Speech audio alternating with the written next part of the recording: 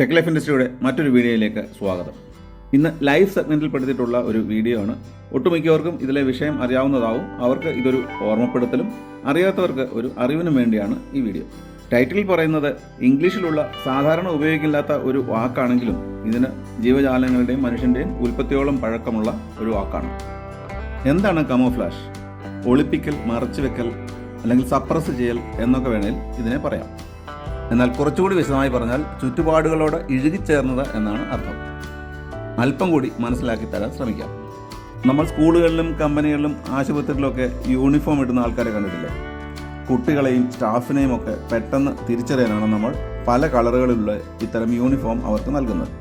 എന്നാൽ കണ്ടുപിടിക്കപ്പെടാതിരിക്കാനായി ഉപയോഗിക്കുന്ന യൂണിഫോം ഇട്ട കുറച്ച് ആൾക്കാരുണ്ട്, പ്രത്യേകിച്ച് സേനകളിൽ. അവരിടുന്ന യൂണിഫോമിൻ്റെ പേരാണ് കമോഫ്ലാഷ് യൂണിഫോം എന്നത്. ചില പട്ടാളക്കാരുടെ വേഷം കണ്ടിട്ടുണ്ടാവുമല്ലോ, ഇപ്പോൾ ചിത്രത്തിൽ അല്ലെങ്കിൽ സ്ക്രീനിൽ കാണുന്ന പോലെ. ഇത് കൂടുതലും ശത്രുക്കളുമായി ഏറ്റുമുട്ടുമ്പോഴാണ് ഉപയോഗപ്പെടുന്നത്. ഇതിലെ ഡിസൈൻ കണ്ടാൽ ഇലകൾക്കിടയിലൂടെ ആകാശമോ ദൂരെയുള്ള മണ്ണോ ബാക്ക്ഗ്രൗണ്ടിലുള്ള മറ്റ് ഫ്രെയിം എന്തെങ്കിലുമൊക്കെ ആണെന്ന് തോന്നും. ഇത്തരം വേഷം ധരിച്ച് അനങ്ങാതെ ഇലകളും ചെടികളും മറ്റും ഉള്ളിടത്ത് നിന്നാൽ ആൾക്കാർ നിൽപ്പുണ്ടെന്ന് കണ്ടെത്താൻ പ്രയാസമാണ്. ഈ ഒരു എഫക്റ്റിനെയാണ് കമോഫ്ലാഷ് എഫക്റ്റ് എന്ന് പറയുക. ഇതിപ്പോൾ പട്ടാളക്കാരാണ് ചെയ്യുന്നതെങ്കിലും ഇത് മനുഷ്യരുടെ ഒരു കണ്ടുപിടുത്തമല്ല.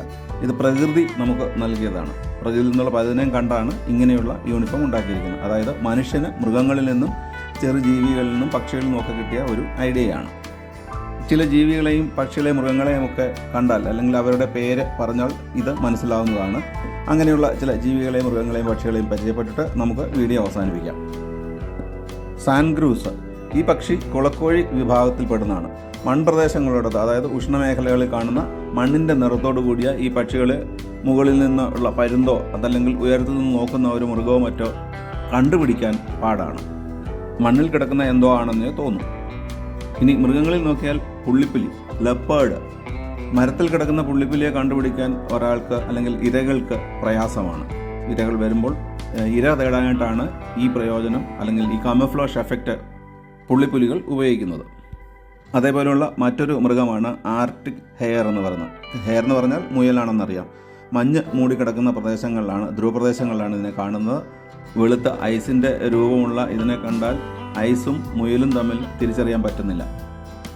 മൃഗങ്ങളെയും പക്ഷികളെയും ഒക്കെ കണ്ടു. ഇനി ചില ജീവികളുണ്ട്, അവരാണ് അഗ്രഗണ്യർ. ഇതിൽ സ്റ്റിക്ക് ഇൻസെക്റ്റ് എന്ന് പറയുന്ന ഈ പുൽച്ചാടി വർഗത്തിൽപ്പെട്ട ജീവിയെ കണ്ടു കഴിഞ്ഞാൽ ഒരു ചെടിയിൽ നിന്ന് ഇതിനെ തിരിച്ചറിയാൻ വളരെ പ്രയാസമാണ്. ചിത്രശലഭങ്ങൾ അടങ്ങുന്ന വളരെയധികം ജീവികളുണ്ടെങ്കിലും ഇവയിൽ ഏറ്റവും പാടുള്ള ഒരുതരം പല്ലിയാണ് ലീഫ് ടെയിൽഡ് ഗെക്കോസ് എന്ന് പറയുന്നത്.